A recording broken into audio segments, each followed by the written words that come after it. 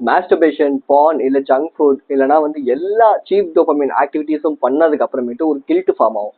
அந்த guilt form ஆனதுக்கப்புறம் நம்ம என்ன நினைப்போம்னா, ஓகே ஃபைன், இதை நம்ம வந்து குவிட் பண்ணிடலாம், இது வந்து வேண்டாம் அப்படின்னு சொல்லி நினைப்போம். தென் அதே மாதிரி குவிட்டும் பண்ணுவோம். ஆனா ஒரு 5 to 6 ஹவர்ஸ்க்குள்ளேயே திரும்பி அந்த விஷயத்த நம்ம பண்ண ஆரம்பிச்சிருவோம். இது நமக்கு பயங்கரமான ஒரு பேக் ஃபயர் ஆயிடும்.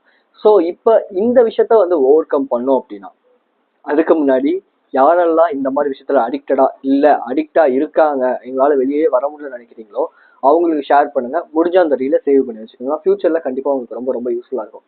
இந்த திங், உங்களோட ஓல்டு இமேஜை நீங்க கொண்டு ஆகணும். ஓகேவா? நிறைய இந்த கம்ஃபர்டபுளான சுச்சுவேஷன் எங்கேருந்து கிரியேட் ஆகும்னா, நான் பழைய மாதிரியே இருக்கேன் ஆனா என் லைஃப் சேஞ்ச் ஆகணும் அப்படின்னு நினைக்கும் போது. பட் இதுவே என் லைஃப் சேஞ்ச் ஆகணும் அப்படின்னா நான் டிஸ்கம்ஃபர்ட், அதாவது என்னன்னா புதுசா பார்க்கணும். அப்போ அதுக்கான ஆக்டிவிட்டிஸ் என்னென்ன, அதுக்கான ஹாபிஸ் என்னென்ன. இப்போ லெட்ஸே என்னை பொறுத்தவரை இதுக்கு முன்னாடி மிமிக்ரிலாம் நான் ட்ரை பண்ண மாட்டேன். இப்போ சும்மா ஒரு மொக்கையான மிமிக்ரிலாம் நான் வந்து பண்ணிட்டு இருப்பேன். காமெடி பண்ணுவேன், ஸ்கிரிப்ட் எழுதுறேன், புக் எழுதுறான்னு அந்த ஒரு பெர்ஸ்பெக்டிவ்லாம் வச்சிருக்கேன். ஸோ இந்த மாதிரி விஷயங்கள் பண்றேன். இந்த மாதிரி புதுசான ஆக்டிவிட்டிஸ் நீங்க பண்ண ஆரம்பிங்க. அது உங்க லைஃப்ல உங்க நெக்ஸ்ட் ஸ்டெப்புக்கு மூவ் ஆன் பண்ணும். அந்த பழைய இமேஜை ஓவர் கம் பண்ணும். இதே மாதிரி மென்டல் ஹெல்த் ரிலேட்டடான நிறைய வீடியோஸ்க்கு நம்ம இந்த அக்கௌண்ட்டை ஃபாலோ பண்ணிக்கோங்க. பேரு voice of stage. And so யூடியூப்லயும் நம்ம நிறைய வீடியோஸ் போட்டிருக்கோம். ஜஸ்ட் போய் செக் பண்ணி பாருங்க.